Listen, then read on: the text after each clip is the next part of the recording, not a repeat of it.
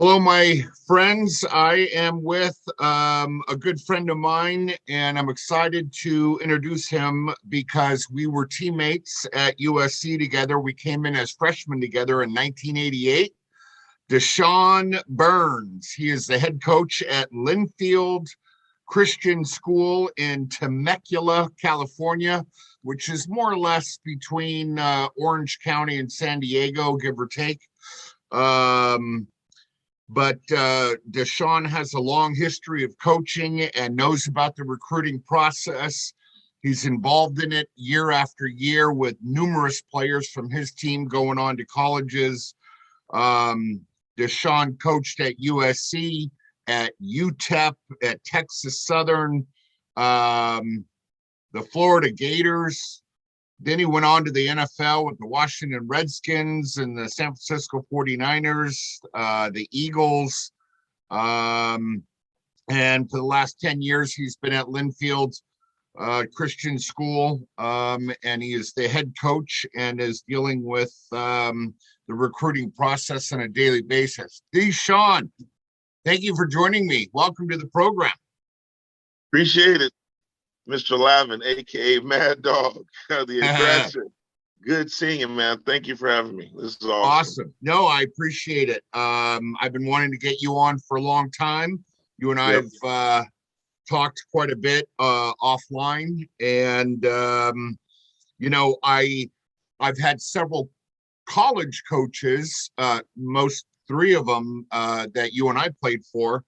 On the podcast, but I've only had one high school coach, so now you're my second high school coach, because I want to get a different perspective. So what is your involvement as a high school coach in dealing with the college coaches and trying to help your student athletes who are seniors get scholarships or at least get to a college via the walk-on route, perhaps?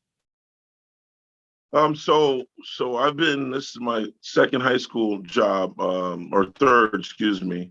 I served as a recruiting coordinator at Bishop Armont years ago, and then I'm the head coach and recruiting coordinator here at Linfield Christian. So I take the approach that the head coach is the point of contact, the way it should be, the way it has been. It's your program. Or a coach on the staff should be in contact with the guys because they have the dealings with the players every day. Schools are going to get on campus. Schools are going to make phone calls. And every school has a recruiting coordinator. The colleges have a recruiting coordinator that they oversee and get guys. And then the NFL has an NFL liaison. So I served as the NFL liaison at Texas Southern. So there's a recruitment process at every level. And there's a point of contact at every level. So given the experience that I have, I think it's only fitting that I serve as that here.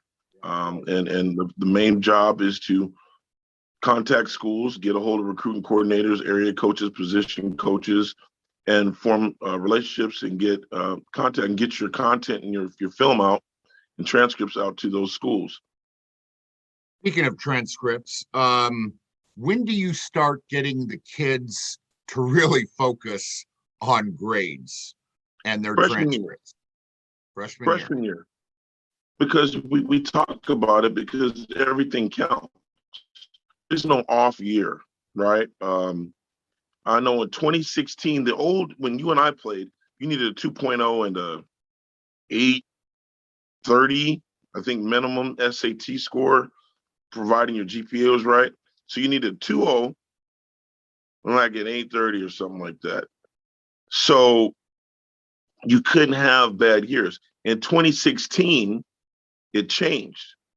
So that's my oldest son's senior year. That class, it went to a 2.3, right? So the GPA had to get up. So we have to emphasize that with these young athletes that the NC2A doesn't do C minuses, B minuses, A minuses. It's not 2.75. A C is a C is a C. A C is a 2.0. Period. So if you get all C's, where before a 2.0 would get you recruitable and you have to have the minimum, or you have to have the SAT score on a sliding scale that would match that, that would put you in the market to be recruited. Now it's a 2-3, and it's like a 950 if, the schools that are taking SATs and this and that and the other. So we start freshman year emphasizing the importance of minimize the C's, no D's, and no F's. Mm-hmm. D's are retake, F's are retake. You got to retake them. Schools won't take D's on the transcript, and they definitely won't take F's. And honors don't get you accelerated grades. So I got honors English, which a B would be an A, right? An AP or honors. The NC2A looks at that B as a B. So it's not 4 points, it's 3 points. So we start educating our guys when they first come in. I make them sit down. We have what I call a 48H form. Let me see if I can pull one up for you. It's a 48H form, and it's simply a form that says, hey, looks like this. I don't know if you can see, right? So it has everything from your English grades, your English, math, science, additional courses. Some people call it A through F, or A through G grades, or 16 core. So we go through it. So I teach them at an early age. These are your classes. We're going to generate the GPA. And so now you're versed and you're able to have the conversation with the guys when they call, because coaches want to know if you know about your academic, progress. So to answer the question, starts their freshman year, and it's education with the kids and the parents. Mm-hmm. Now, as we both know, the kids playing high school football, probably most of them want to go on and play in college. Yes. And mm-hmm. Those that do, they have their eyes on the big schools, the Division I schools. You showed mm-hmm. me your board earlier before we started, and I see USC, UCLA, Syracuse, LSU, all these big time schools up on your board of guys that you're trying to promote to these schools, and the colleges are coming after you for information.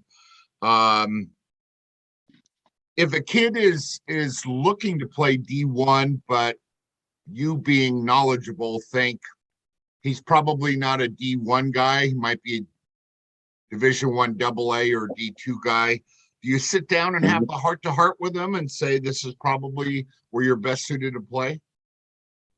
I think it's only right and fair, and I think there's a travesty. I think there's a big disservice that goes on because they don't have the honest conversation. And we have, you could talk to any young man that's ever played here and any other young man I've ever helped, or in this, we have a hard conversation. And the conversation is real simple. Would you like to play college ball? Yes, I would. And so there's a succession of questions, right? How many guys want to play college ball? Everybody raises their hand because they're thinking D1 and PAC, and there's nothing wrong with that. Then I'll drop a name like, who wants to play at, Eastern Tuscaloosa State? Who wants to play at Chowan University? The next question is, what division? What division is that, coach? Oh, you don't really want to play, son. Like you don't really want to play college ball. Because if you want to play, you'll play. I am not responsible for the division, okay? Your resume, being transcripts and film, are responsible for that. My job is to get you exposed. If they're not buying what I'm selling, they're not buying what I'm selling. If they're not buying what you're selling, they're not buying what you're selling.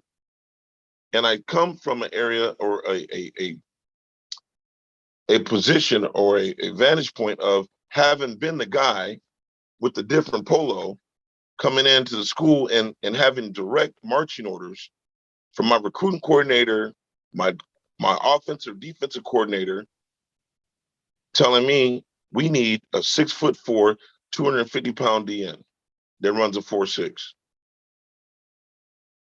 That's it. I can't bring 6'5" back. 6'3" back, 240. I have to bring back what they told me to bring back. I got a grocery list. I got to bring back what's on the list. Right. If I bring anything less than that back, he better be dynamic. He better be a freak. Otherwise, I run the risk of not being employed. Right. So the reality is we have those talks. And would you like to play? Yeah, I want to play. And then we start having hard conversations. And then we'll look, when the schools come, they ask openly, who you got? And I'll pull them out. Hey, we have this guy. We have this guy. Hey, there's a guy. I think I'll let you make the call, because it serves better coming from the school to the kid than from the coach to the kid. And then the jargon, oh, the coach is hating. He's not helping me. He doesn't like me. Not over here. You'll hear it from the school. Appreciate you, like you. We're not going with that. We've signed. We have 6 D linemen. Got a couple red shirts. Got 2 or 3 in the portal. We're not taking any D linemen this class. No, I think that's awesome. Coach Burns. I've never called you Coach Burns before. You know, but no, I think that's great information. And, you know, I like the, you know, when you mentioned, you know, having the grocery list. For a kid, he's got to have the grades starting in 9th grade, stay on top of his transcripts and follow your direction about, you know, if you have to retake a class, retake a class. SAT prep courses. I don't know if they offer them at. Yeah, they do. There's places that offer them. There's online stuff. And there's a lot of misnomer. Years ago, there was a certain online school that kids are going to, and the NCAA red flagged it. So they don't take courses from this online school. So you had kids, there's not probably about a list of about 5 or 6, maybe a little bit more, of online schools that if you remediate a class that you had a bad grade in through this online school, the NCAA, the governing body, is not taking that grade because they don't accept those courses from those online schools, right? So then you have to be mindful of where you take your online courses. And then you have to have them done before they have to be completed before the first day of your senior year. So they can't be on your train. You can't be taking, you have to have what, 10 subjects done or whatever the case is before your senior year, right? So I can't need to take math over and then start it after the first day of my senior year. Because they won't take it. So what has to happen is I have to have this done before the first day so it can be on my transcript showing, right? It can't be an in progress deal in my senior year, right, for remediation. So it's all those details that people have to understand, because that will make you ineligible. You know, there are some kids that they got off and they got to school, but they had some bad information. So that one kid had taken, he's now in the NFL. He had taken a couple courses in summer. And so we're talking, and I'm looking. He didn't play for me. He played another place. And we're talking. I say, hey, man, like, this don't count. Like, this won't count. They're not going to take this. This won't count. They're not going to take this. And sure, there was, well, no, that's what they said. So we made a phone call, and I let him hear from a coach, a college coach. You know, I asked a very pointed question. Are you guys taking courses from such and such and such? No, we're not. We can't. Nobody. He's taking them. So the quick set, right? They had to hit the audible and Riverside, and go and take a course that July, like right before school started. They had to knock this course down before their senior year to get that stuff remediated, right? Otherwise, they wouldn't have been in school. They wouldn't have got out. So there's some misinformation, right? You know, and you don't know. You're a parent. You don't know. It's your first time, and you're trusting in certain entities to direct you, and they give you half truths or what they don't know, and they don't do the research. So that kid almost missed out. Now he's now, like I said in the show, as a rook. Can you imagine, right? And he wasn't a bad. I mean, he had a rough freshman year, so found out that this D, his freshman year, second semester, had to be remediated. D, first semester, sophomore year, had to be remediated. So you're talking 2 years later, right? And there was another young man that hadn't taken care of business freshman, sophomore year, had to remediate courses, kind of the same deal, had to go to the right online course to get them done. And then his senior year, it was full of core courses, first semester, second semester. So, you know, normally second semester, You got an easy schedule, your half day, you might have 2 academic courses and the rest are study halls or electives. That joker was in school from 7:30 to 3:30 both semesters his senior year and had to pass all of them. That's a lot. DeChon has about between 50 and 90% of his seniors getting scholarship offers every year. So he definitely is involved in the process, the recruiting process, and helping his student athletes out. DeChon, I could talk to you all day about this. But I'm trying to keep these podcasts as short as possible because I want as many student athletes to invest in the time to watch these podcasts that I do with you and Coach April and Coach Bernardi and Coach Zap and everybody else. Ano and so anyway, I wanted to thank you for taking the time. I know you got a lot on your plate. You're in the middle of football season here, and you probably have some classes or some things to do to run off to. But thank you so much for taking the time. It was awesome to see you. And I think your information will go a long way with the student athletes who watch this. Does this look familiar? Coach Burns has my book.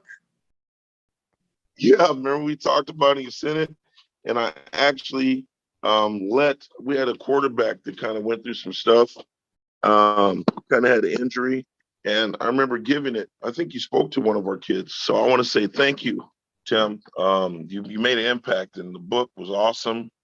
I remember you sending it to me. I remember us talking about it. I remember your journey. I remember locking horns with you. I remember you and Ross going at it. May you rest in peace. And that book is very, very informational. Informational and very valuable. And there was a lot of blood, sweat, and tears and heartfelt truth in that. So that's on my person, man. So I just want you to know you made an impact. I'm proud to call you a Trojan. I'm proud to call you a friend, man. So thank you for having me, brother. Outstanding. DeChon, thank you so much. Appreciate you. You got it, bro. Got it, All right. bro. Talk to you soon. All right. All right. Bye.